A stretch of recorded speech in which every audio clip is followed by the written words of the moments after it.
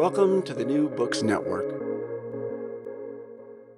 This is Maria Lipman. I write capsule reviews of Russia-related books for the Foreign Affairs. It is my great pleasure to talk with Bradley Gorski about his recent book, Cultural Capitalism, Literature and the Market After Socialism, published by Cornell University Press in 2025. Hi, Bradley. Thank you for speaking with me today. Thank you so much for having me.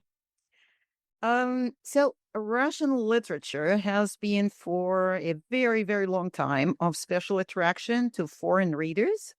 And not infrequently, reading Tolstoy or Dostoevsky in high school turned out to be a formative experience, which actually inspired a person's choice of their future field and their profession, and not necessarily in literary studies. For some who became historians or analysts of foreign affairs, somehow reading great Russian literature was a source of inspiration. Now, what about you? How did you discover Russian literature, and how did it define your choice of your academic field? The cultural market was hardly your first choice as far as Russian literature was concerned. Yeah, absolutely. This is sounds a lot like my story, definitely. But for me, it was Lolita, Nabokov's work, and in that book, which I read when I was in high school, he has this afterword where he says, my private tragedy, which cannot be anyone else's concern, is that I had to give up my rich, untrammeled, and infinitely docile native tongue for a second-rate brand of English. And of course, I thought, if this book that I just got done reading, if this is second-rate, then I have to read him in Russian. So, of course, I fell right into his trap. And like lots of literary traps and mystifications, this one went deeper than I thought. And it was ultimately really rewarding at the end. So I studied Russian in college, and then I lived and worked in Russia for about 5 years after graduating from undergraduate. And I, at that time, really started to be interested in the contemporary scene. I went to book launches, I followed prize lists, and even wrote a few reviews for small publications, which brought me into the kind of post-Soviet Russian literature, which I found really fascinating, if often baffling too. But the other thing that my time with Nabokov gave me was a kind of appreciation for the art and machinations beyond the text, right? Nabokov is really interested in building his own mythology, his own kind of literary success, and he's very conscious about it. And so as I kind of like immersed myself in this post-Soviet Russian literature, I became fascinated at least as much with these aspects of literature beyond the text. Right. So you are talking about the post-Soviet period, and for you, it was probably already after the collapse of the Soviet Union that you grew seriously interested in Russian literature. And indeed, the collapse of the Soviet Union was an event of gigantic proportion, and lots of political scientists, analysts, and observers have looked at the geopolitical, the economic, and the social aspect of that transformative event.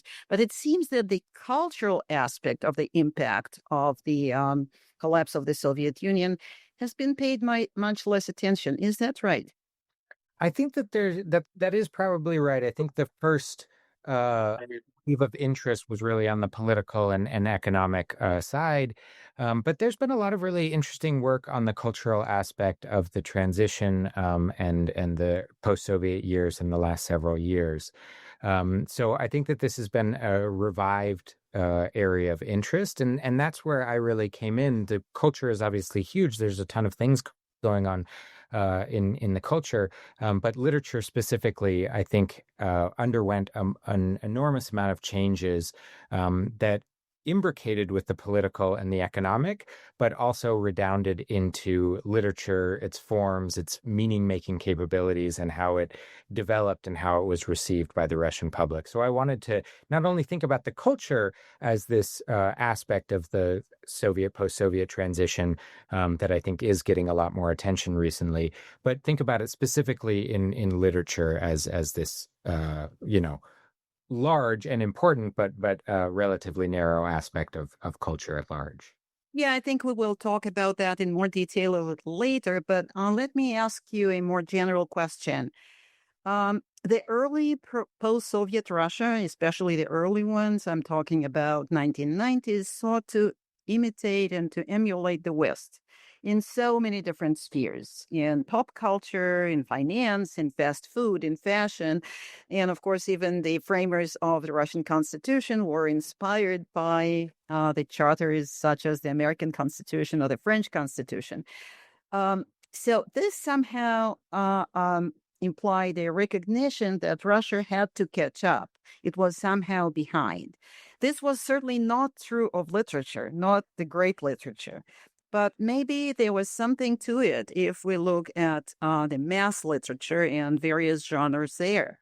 Yeah, this is a really interesting aspect of literature in this transitionary period because the Russian literary tradition is, as you mentioned, not lagging behind the West. It's a huge aspect of world literature, and it's a pride of Russia at the time and up to this day. So Russian literature certainly was not trying to catch up to the West in sort of literary quality, but a lot of anxiety in the book market and publishing did want to catch up to the West. So there was a editorial in the weekly industry newspaper called Knizhnaya Obozrenie, the book review, in 1990, lamenting the fact that we in Russia do not have a bestseller. We really need a bestseller because our book market is totally chaotic and nobody knows exactly what's going on. And what they have in developed markets in the West is this list of bestsellers that tells people what is selling now, what readers really want, and how they can develop something new to sort of meet market demand. And so this idea of the market as a sort of technological meeting place where people will be able to come together, understand in a transparent way what is going on among readers, writers, publishers, even suppliers of raw materials such as ink and paper, that needed to catch up to the West, even if literature as a sort of content mechanism didn't. And so you see these two sort of two aspects of literature having this tug of war throughout the 1990s, where there's a lot of excitement about making a book market, a functioning book market in this sort of free market, Western idealized way. Well, at the same time, there's anxiety about, okay, well, even if we do this right, what happens to great Russian literature?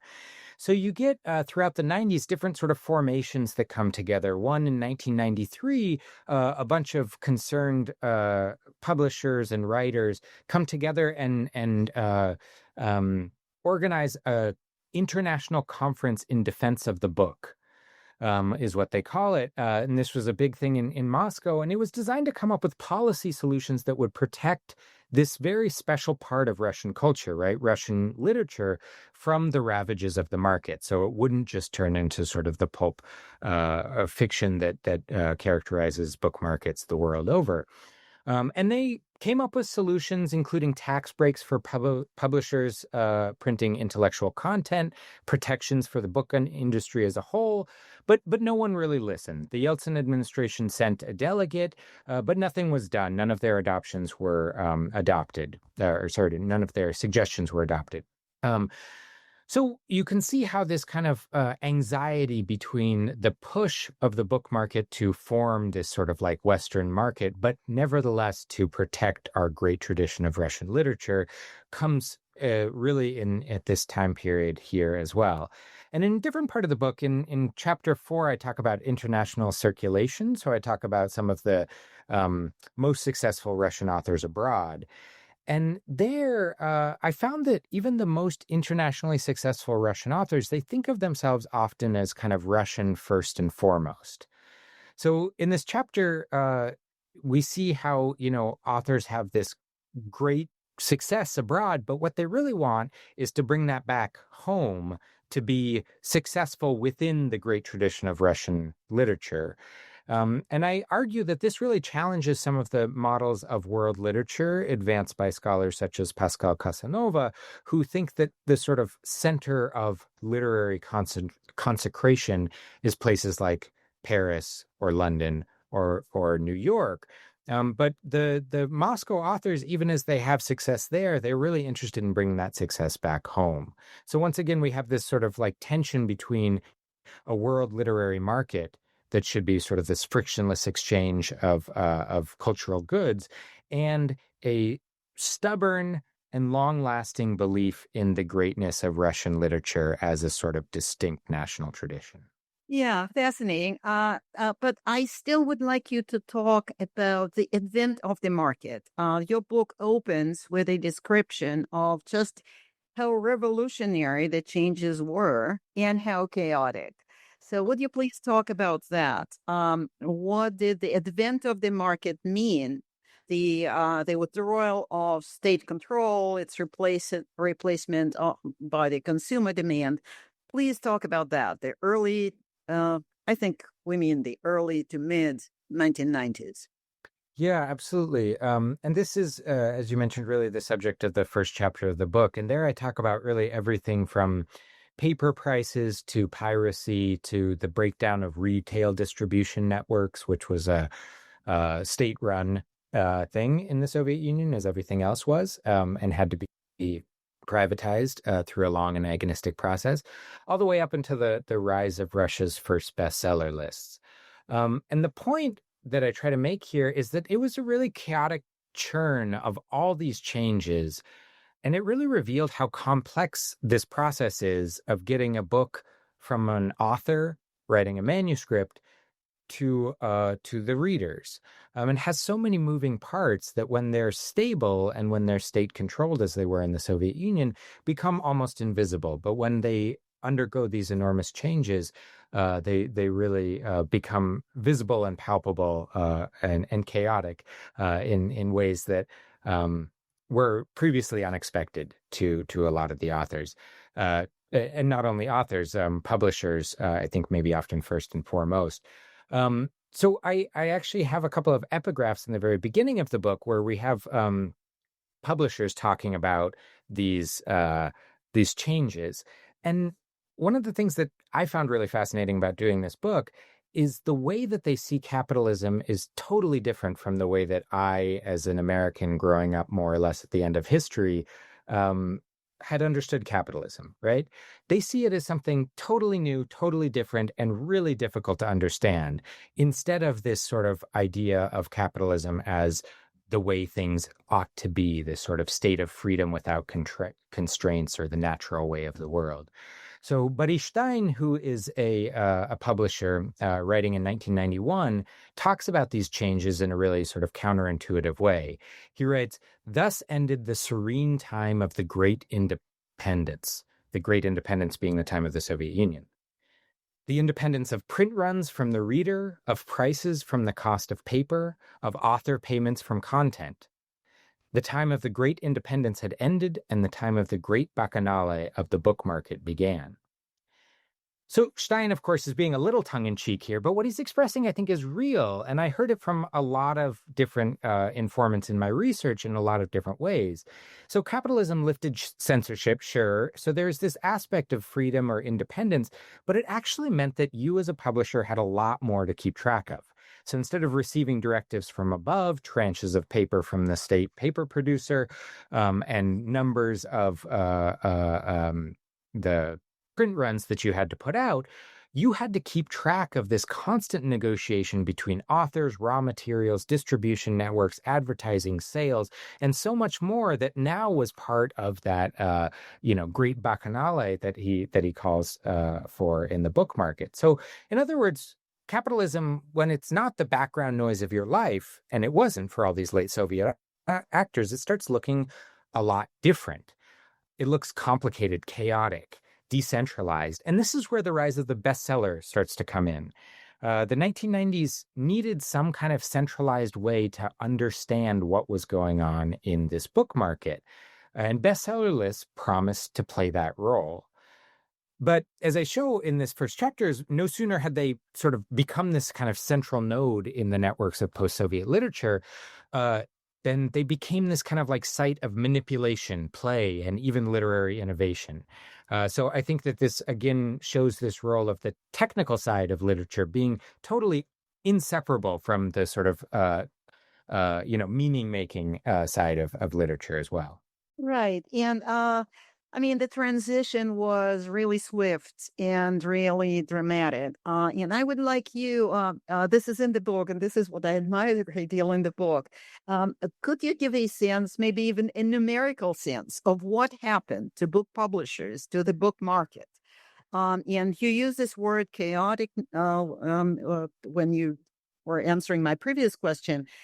How chaotic actually was it? Again, you have it in the book, and I would really like you to share this knowledge with our listeners. Yeah, yeah. So there were about 200 publishers operating in the Soviet Union at any given time, and these were strictly state controlled for various reasons. Literature was considered ideologically sensitive material, so you couldn't just buy a printing press, import it from abroad, and set up a publisher. But once the law on cooperatives went into effect in the perestroika era, it became possible to set up private publishers. And then even before the fall of the Soviet Union in 1990, there was this thing called the law on print, which finally lifted all censorship. So this is the very last years of the Soviet Union. But these are already sort of capitalist looking or proto-capitalist looking sort of developments that allow this sort of openness in the book market. And so you get by the fall of the Soviet Union, there are already more than 1,000 publishers working. 2 or 3 years into the Soviet Union, there's more than 4,000. And these publishers sort of come and go, a lot of them very quickly, even the very successful ones. So there are hugely successful publishers such as the Northwest Publishing House, Severozapad, in St. Petersburg, which exercises a lot of influence, makes a ton of money, and really dominate a lot of the book selling going out and around St. Petersburg. But because of mismanagement, because of various actors within that book publishing falling victim to alcohol and drug abuse and other things, the publisher completely falls apart before the end of the 1990s. Some of the people who stick around the publishing industry find work elsewhere, but that sort of like incredibly fast development and incredibly fast disintegration of a major player in the literary field is really characteristic of the 1990s. So it becomes really difficult for authors, publishers, critics to really understand where the ground is under their feet when they're trying to find where the next great work is coming from, where they should publish their work, and when readers are looking for what they want to read. So this sort of chaotic churn of new publishers all the time, publishers dying all the time, and the book market looking new and different constantly is really the subject of, I think, the first half of the first chapter, and is really a fascinating thing to kind of conjure up in our more stable, if more monolithic times. I guess a natural question arises of where did all this avalanche of literature come from? I mean, market came forcefully into the new Russia, but the number of writers was still the same. I mean, why such an avalanche suddenly? What were they publishing? It was not obviously not only new writers, or maybe even writers who could not be published in the state-run publishing in the Soviet Union. So what was it? What fed this gigantic demand, which later, of course, began a supply of the book market? Yeah, so this is a really interesting question, and I think there's a lot of ways to start this story. But I think to understand really the demand of the book market and what it starts to look like, it might be even worth thinking about the late Soviet years, when we have this phenomenon that I think a lot of people have talked about, when Soviet literary journals became incredibly popular. So this is known as the journal boom. This is at the end of the 1980s when Gorbachev's glasnost policy starts allowing the publication of these long suppressed literary works. And they all come out in these thick journals, and people are super excited they can't get enough. So every issue sells out kind of immediately, and people pass them from hand to hand. It's kind of all anyone can talk about. And what's really interesting about this moment is this is before any of the reforms, the sort of liberalizing reforms have come in, the law on cooperatives or the law on print that I talked about. But Gorskom which is the agency that is in charge of journal circulation, they had always set the numbers of how many copies of each journal is published on an annual basis, based partly on demand, but also partly on party priorities, because under Marxism, it is not supposed to be the sort of reader's demand that determines how much the state supplies. It should be the ideological content, right? The party is supposed to lead the people and not the other way around. But during this journal boom, that agency took the unprecedented step of increasing demand from month to month. Increasing circulation numbers from month to month in direct response to demand. Which, might not seem like a big deal from where we're sitting in 2025, but under socialism, this was a big innovation. And so this was really this kind of early adoption of market thinking and market reasoning in this kind of not yet post-Soviet world. So a lot has been said about this journal boom by other scholars before, but one thing I think has not been previously appreciated is that this brief time when everyone was reading this previously suppressed and often really great literature, right? It's often difficult modernist literature by poets like Akhmatova and Mandelstam, prose writers like Bulgakov, Solzhenitsyn, these kind of like really demanding literature. Everyone was reading it. Super popular. This was also the beginning of market reasoning in literature. And so this coincidence between demand for great literature and the beginnings of market reasoning, it kind of allowed the literary intelligentsia to buy into this kind of utopian fantasy of market capitalism. That like in a free society, under a free market, readers would finally be free to demand great literature, right? And that's what the ideal of a kind of like literary market would be. Of course, this isn't how it turned out. So the journal boom ended even more abruptly than it started.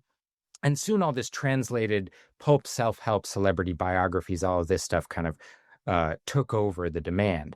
So that was a long way to get back to your first question, is what is being published at the very beginning of this time period? Some publishers are really still trying to push this great literature. They saw that it had such high demand not long ago, and why isn't it, still being under demand now? But a lot of other publishers turn to translation of things that were bestsellers elsewhere. So in this book review, this weekly trade publication, Knižná obazrenie, it'll often print the bestseller list from other countries, from Japan, from Poland, from other places, so that publishers can kind of see what might be worth translating. Oftentimes, the stuff was translated without authorization. Stephen King is rumored to have come to Russia and seen many of his books published and not known about that until he saw them for sale. There was an authorized translation of the sequel to Gone with the Wind by an American author called Alexandra Ripley. And it was supposed to be published by the state publishing house Hudojная literatura. And they launched a big advertising campaign, posters in the metro. Everybody knew this book was coming out. Everybody was excited about it. But everybody was so excited about it that many other publishers stole the manuscript, including paying people at the print office of Hudojная literatura to steal the proofs and print them elsewhere. And all these other pirated copies came out before the official copy did. So when Hudojная literatura was supposed to publish it, everybody who wanted a copy already had one, and piracy sort of won the day. So these kinds of machinations that go on behind the literature were a huge aspect of that early aspect of the literary market. This was not because there weren't enough writers in post-Soviet Russia. The Union of Writers in the Soviet Union employed an enormous amount of writers who were often sort of underemployed in the amount of writing that they were doing, amount of published writing that they were doing. And because the market actually promoted a lot of these imported translated works over works written in Russian and original works, a lot of these people found themselves out of work. So there's an enormous, actually, glut of supply of indigenous and indigent writers in the early 1990s. And that leads to some very interesting developments where native Russian speakers write works as if they are translated works from English or other Western languages and launch them as these sort of literary mystifications. Right.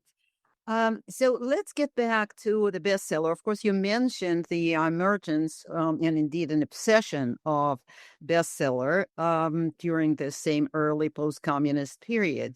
Of course, the actual notion and the phenomenon of bestseller has been borrowed from the West, one of those economic market phenomena that have been borrowed. But apparently, you're writing in the book, there's a whole chapter devoted to bestsellers. That it, like so many other things borrowed from the West, it was transformed in the early post-Soviet, post-communist period. Would you please talk about that? Yeah, so the bestseller lists, which there were actually several bestseller lists in post-Soviet Russia, but the most prominent and long-running of them runs in this industry weekly, the Knижное обозрение, the book review. And it's explicitly modeled on the New York Times bestseller list. So you have paperback and hardback bestsellers, you have fiction and nonfiction bestsellers. And this is despite the fact in the Russian market, both in the Soviet and the post-Soviet market, there is no real distinction between hard and softback, or at least those distinctions don't map onto the Anglophone distinctions. Same thing with fiction and nonfiction. There are many categories of that are sort of native to the Russophone literature that might distinguish fiction and nonfiction, but fiction and nonfiction are not a sort of binary category in Russian literature and never have been. Nevertheless, those aspects were adopted. So you have top 10 lists in all of those things. But my favorite difference is that the Russian bestseller lists also included a sub-list that I've never seen anywhere else. I haven't heard of anywhere else, and I would love to hear if others have seen this in other countries. But it was a list of intellectual bestsellers. And this was put together through surveys of 3 to 5 intellectual, quote unquote, intellectual bookstores in Moscow. And it included everything from translations of Borges to religious philosophy to poetry, to difficult literature that might not appear on the general list. So the idea of these lists, or at least the purported idea, is that they're kind of trying to elevate intellectual literature and make it part of this bestseller conversation. So these intellectual books would never make it onto a bestseller list on their own, but here they are, presented alongside the bestsellers of the day. But I think that was probably the intention, but what actually happens is that these lists end up subsuming intellectual culture under the logic of the market. So now everything, including intellectual bestsellers, sort of matters most when it sells best. And so I think that this is a really interesting example of this kind of intention of trying to carve out a place for intellectual cultural production within a broad market paradigm that actually ends up giving more power to the market paradigm by kind of refusing to protect some part of cultural production from the market as such. Right. So let's probably get more to the content of that literature, and especially new literature that was being written during that early period in the 1990s.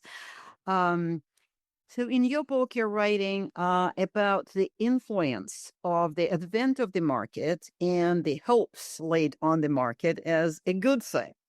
How it affected the contents of literature and how the topics, the plots, such as market success, entered new Russian literature. Yeah, so this is a really interesting aspect of capitalism in general, but especially how capitalism interacts with culture, narrative culture, and literature specifically. So this is mostly tackled in the second chapter of the book, where I talk about this kind of demand that capitalism puts on those who want to be successful within the terms of capitalism to kind of buy into its terms.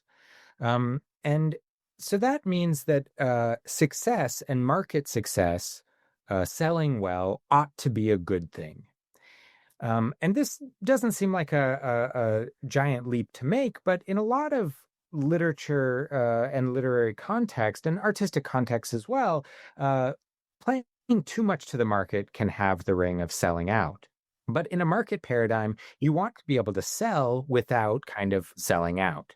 So I look at this group of authors who stage in their works these sort of conflicts between literature as literature and the market.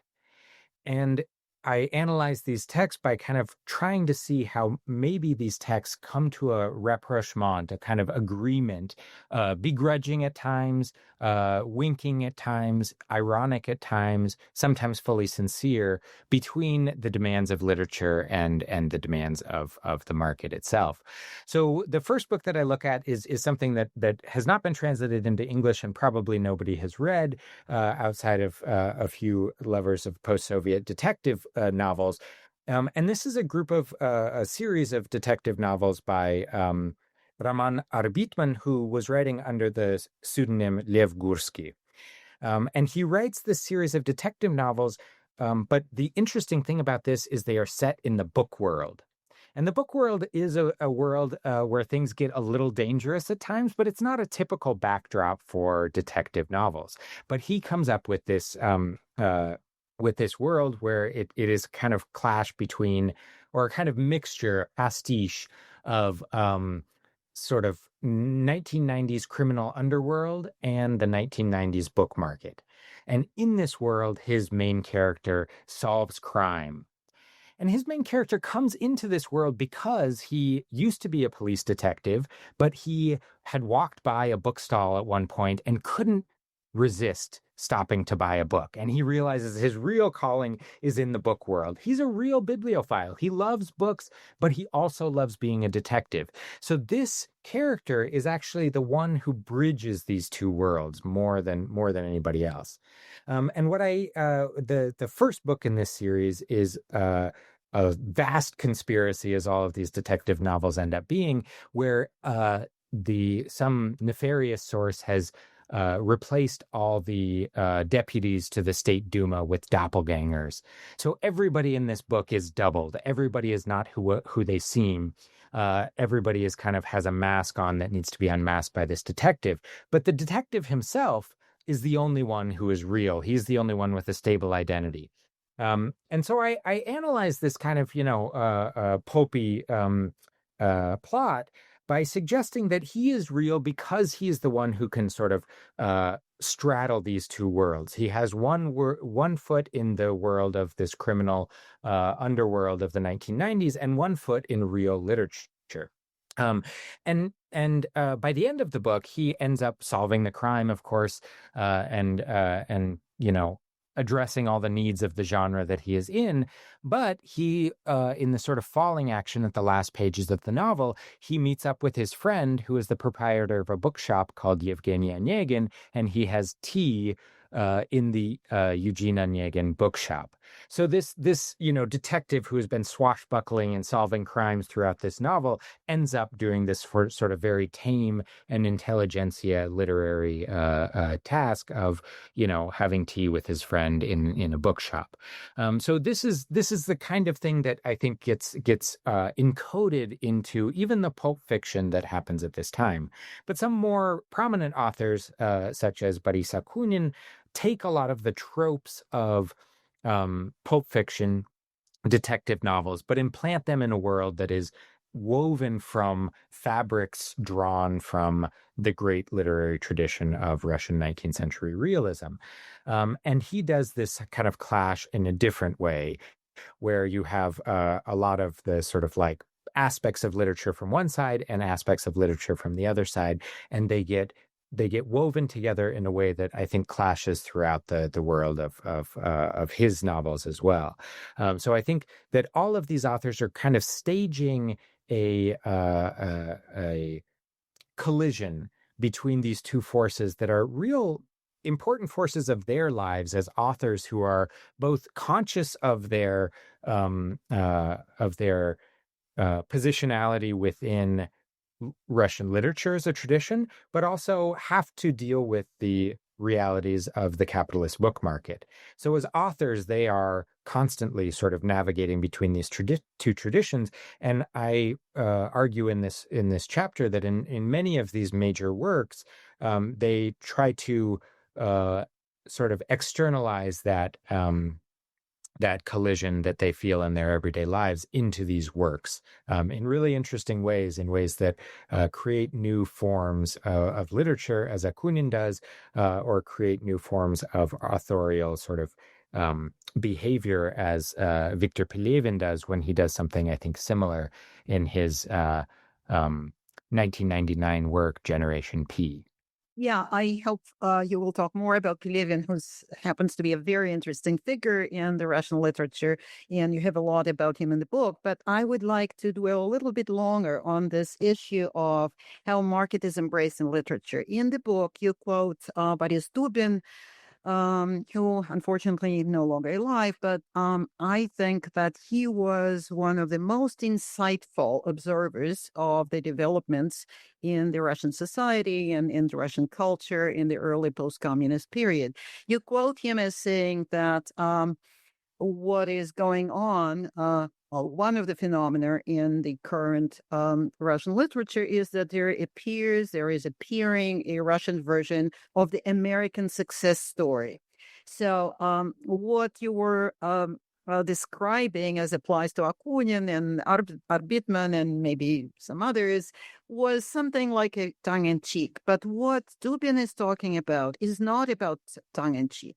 So there was apparently some a trend in the literature that was just simply embracing success as a good thing, and not just any success, but market success. Yeah, so this is a really interesting point, and I completely agree with your assessment of Boris Dubin, who was a really great cultural sociologist who died in 2014, and was a really sharp observer of late and post-Soviet cultural developments, especially in literature, but not only, sort of throughout the culture. And I think one of the things that is really fascinating about Dubin is that he was able to read a ton of literature, both great literature and pulp fiction. He was also the translator of Borges. So his knowledge of sort of great literature and intricate postmodern literature was unsurpassed. At the same time, he was very interested in market success and very interested in figures like Alexandra Marinina, the most successful pulp fiction writer of the 1990s, and how their market success positioned them within the culture at large. So Boris Dubin is writing about this new American dream, is what he calls this sort of like Russian ideal of capitalist success. And what he's talking about in that essay is how actually a lot of people, according to these sociological surveys that he and a lot of his colleagues at the what has become the Levada Center, but was Sium at the time, were conducting, is that people actually identified more with success than they did with sort of being part of the collective already in times like 1994, right? When there hadn't been that much time since the end of the Soviet Union. And he traces this to a lot of more pop culture than literature specifically. And there are a lot of, at this time, TV commercials that portray success as something relatively easily attainable, if you know how the capitalist system works and how to sort of patiently wait for return on investment, how to work hard and buy the right things with what you have. And in the book, I talk about how this actually coincided with these very, very popular TV commercials featuring a Russian everyday man called Lyonya Golubkov, who invests a little bit of money, gets it back, buys for his wife a pair of boots, and then invests a little bit more money, buys for his wife a big fur coat, and so on and so forth until he can buy a car, a house, a trip to the World Cup to watch Russia play Brazil in the U.S., where the World Cup was being hosted that year. And these TV commercials sell this like very clear fantasy of what capitalist investment ought to look like. The big problem with this was that these TV commercials were advertising MMM, which is the biggest pyramid scheme that hit post-Soviet Russia. So this Lyonya Golubkov and everybody he was talking to through the TV screen were investing in absolutely nothing at all. They were investing in air, and it all collapsed underneath them at that time. But nevertheless, this ideal of what capitalist investment ought to look like and what capitalist work and return on investment and how one ought to act under capitalism was propagated through these very simple demonstrations of sort of capitalist success. At the same time, though, Boris Dubin also writes an essay about the problem of failure in literary history. So Dubin, as I mentioned, is this guy who can kind of bridge that world of capitalist success and these TV commercials, but also look at the sort of like history of literature itself. And he says that we scholars of literature have too often overvalued failure. We see the struggling artist as the true artist. We see the artist who has no market success, is only true to his or her muse. That is the true artist. And what we really need to do is understand how somebody like Pushkin, who, you know, might have been true to his own muse, was nevertheless very well read in his lifetime, right? And booksellers were very eager to buy his manuscripts, right? So we need to actually pay attention to the phenomenon of success. And so what this ends up looking like in that chapter is these authors kind of struggling between this romantic ideal of the author who ought not to be successful and the sort of like ideals of the literary market. And in the case of Boris Akunin, which is a pseudonym taken on by a writer of the sort of late Soviet intelligentsia who was educated in Oriental and Eastern cultures, and was a well-published critic and a co-editor of the literary journal International Literature at the time, Grigory Chikhatashvili. He really launches this ideal vision of the book market as a place that would actually honor success. So he writes, not under the pseudonym Boris Akunin, but under his real name, a short sort of half-joking manifesto that says, if I were a literary oligarch, so if he had endless money, basically, he would fund a literary system that would really benefit those who had, who had the talent to write great literature. So he has this kind of like fantastical ideal, which he's kind of half joking about, but is kind of true, about a literary system where the sort of ideal of great literature and the ideal of success would actually be able to come together. And I show kind of through a lot of the ways that his then character, Boris Akunin, who is the pseudonym under which he writes his most popular works, how he navigates interviews and how he presents himself in the world, that he is really trying to embody this type of author who can both be very successful and write, acceptable and even great literature. Yeah, I would also like you to speak a little bit about Prilepin, a very peculiar figure in the Russian literature and a very successful writer in a very interesting, I think, cultural phenomenon, which you dissect interestingly in your book. So maybe say a few words about Prilepin before we move on. Mm-hmm. Yeah, so Prilepin is Zakhar Prilepin is a character writer who comes up late in the book, in part because he's of a sort of slightly younger generation. So he has his literary debut in 2013, but also because his particular trajectory, to me, signals the end of the last hopes of cultural capitalism. So the trajectory of the book ends up arguing that cultural capitalism and these kind of exuberant hopes in the market and the ability of the market to join sort of market success and great Russian literature ultimately fail. And they fail for several reasons. One is ideological, and the other is that they don't actually free literature from any dictates of the market itself. But I end with Prilepin. For those of you who don't know, Prilepin is a writer who served in the Second Chechen War in 1999, was also active in the Red-Brown National Bolshevik Party in the 1990s, and he wrote about these experiences in 2000s. And by the time of Putin's annexation of Crimea, he was a full supporter of Russia's violence in Ukraine. And in 2017, he took command of a pro-Russian battalion in separatist Donetsk. Since the full-scale invasion, he has become the kind of face of state-aligned or Z literature. But my book ends in 2017 when he goes off to invade his country's peaceful neighbor. And a couple of readers have seen this ending as me arguing that this is the kind of inevitable end of cultural capitalism. But I don't actually think that was inevitable.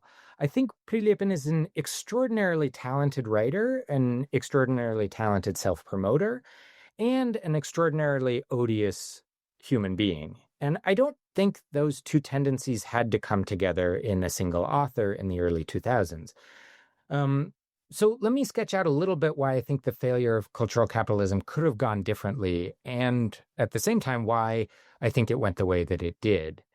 So I dedicate my epilogue to this group of leftist writers who, more or less at the same time of Prilepin's rise, mount what I consider the most articulate and effective critique of cultural capitalism. One of those writers is Alexander Skidan, who in 2003 writes this: "The disposition of capitalism, when everything can be converted into everything else, everything is subject to replacement, activates a longing for something absolute that cannot be turned into a commodity. All totalitarian structures play on that longing." So Skidan goes on to say that art's goal is to both deconstruct what totalitarianism has to offer and to offer something else. So art should offer a vision in Skidan's ideal and his colleagues' ideal. It should be a utopian leftist vision. And I get into that a bit in the epilogue. Something that could appeal to that longing that goes, for something that transcends the utter exchangeability of everything in capitalism. But what I think we see in Prilepin is that he addresses that longing through violence. And he does it in this way that really appeals to this sense of Russian masculinity as something that is both ready to be violent, but also has a sort of tender, lyrical, and literary side. And I think that this connection or this combination of violence, violent masculinity, and lyricism is what really is effective with Prilepin. And I do think that violence is often the most attractive and often most available path to this kind of transcendence that goes beyond the exchangeability of everything under capitalism. So in that way, I can see how something like Prilepin is, if not inevitable, maybe more likely than a utopian leftist solution, for instance. And as we see with authoritarian governments throughout the world, there is an abiding attraction to violence as an answer to this longing for the absolute. But I don't think that it had to go that way. I do think that this sort of utter exchangeability, the fungibility of everything under capitalism, activates this longing that Skidan is talking about. But I think that that longing can be and ought to be addressed in ways that don't involve a valorization of organized violence. Yeah. So I think probably my last question is will take us back to the cultural market and to how the market has changed since the beginning of the post-communist, post-Soviet period and through, what you describe as a neo-monopoly of the 2000s. So what began as this chaotic scene that you already talked about, um, uh, which turned into something much better organized and much more capitalist in a way. So I would like you to talk about that, about how market has evolved and how the tightening of state control once again, and especially since Russia's large-scale invasion of Ukraine, how did that affect the book market, the cultural market, if you like? What is happening to the literary scene these days? Mm-hmm. Yeah, this is a really interesting question because it gets to kind of the heart of the natural tendencies of capitalism and how they are different in this sort of very specific post-Soviet moment. There's this great book by Dan Sinitkin that is about the consolidation of American publishing from 1970s to 2000s. And there he goes into more detail about kind of like how the publishing industry in America consolidated. But in short, publishing industry is, as an industry, precarious, and the incentives of finance capitalism encourage mergers and acquisitions, right? Finance capitalism is any type of capitalism that sees its kind of primary responsibility as return on investment to shareholders, right? And mergers and acquisitions are always an easy way to goose stock prices. So under, capitalism in the US, in the 30 years in that book, the publishing industry becomes much more compressed, much more consolidated. This happens even more quickly in Russia because of those same tendencies and because of those same incentive structures, but also even more quickly for a few reasons. First, because of this sort of like inexperience of a lot of the people running these publishing houses. So we talked a little bit about the Northwest Publishing House in St. Petersburg, Severozapad, that just kind of made a ton of money and ran out of it very quickly. This happened to a lot of publishing houses. So this ferment of thousands of publishing houses was always being born and dying on a very quick time scale.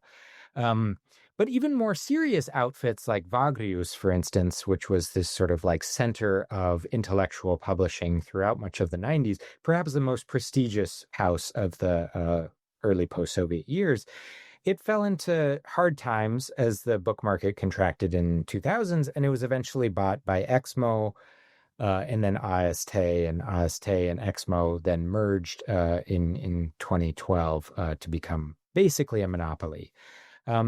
So this sort of like inexperience and instability of these houses, which have, even the most prestigious of them, have not been around as long as Random House or Penguin or any of the big names that you can think of in Anglophone publishing.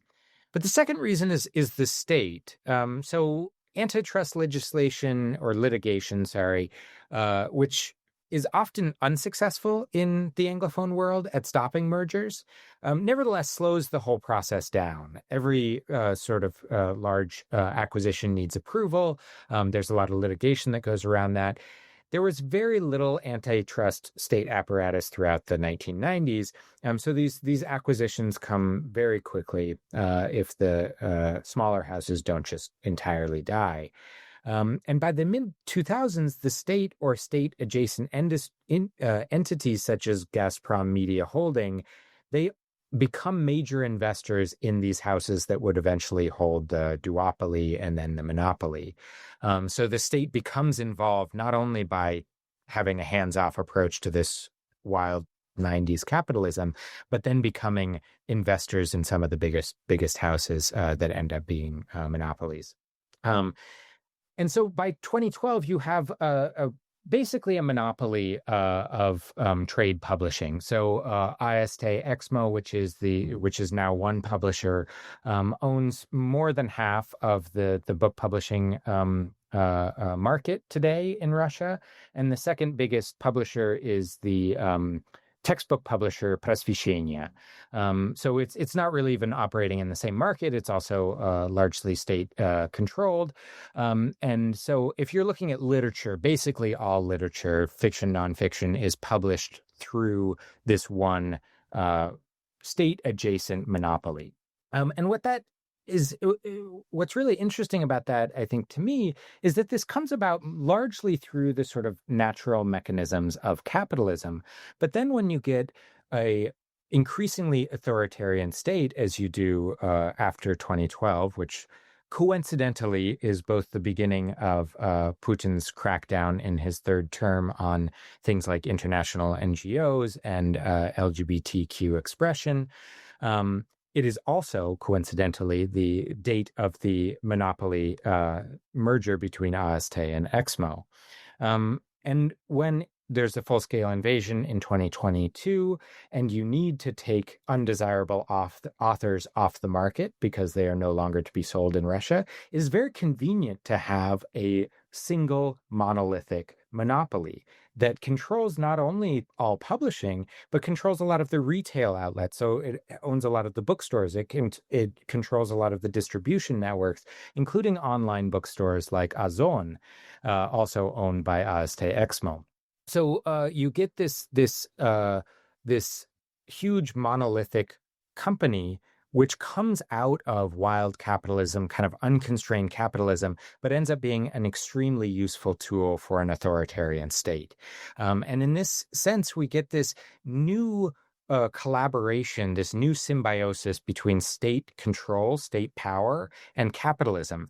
And it's worth remembering that this is precisely the outcome that was promised to be avoided at the end of the Soviet Union, right? Capitalism, free market capitalism, should not be compatible with authoritarianism. And in fact, if we free markets and we make sure that there is competition and that people are allowed to buy and sell on this free marketplace, including in publishing, then we will in some way free the people from the possibility of such authoritarian encroachments. And it's only, 30 years later, and we see that, in fact, authoritarian governments have no problem creating a symbiotic relationship with capitalism in exactly the way it developed in these states. Right. Well, thank you, Bradley, for this conversation, and congratulations on your wonderful book that I enjoyed a great deal. And I'm sure your readers will enjoy it too. Thank you.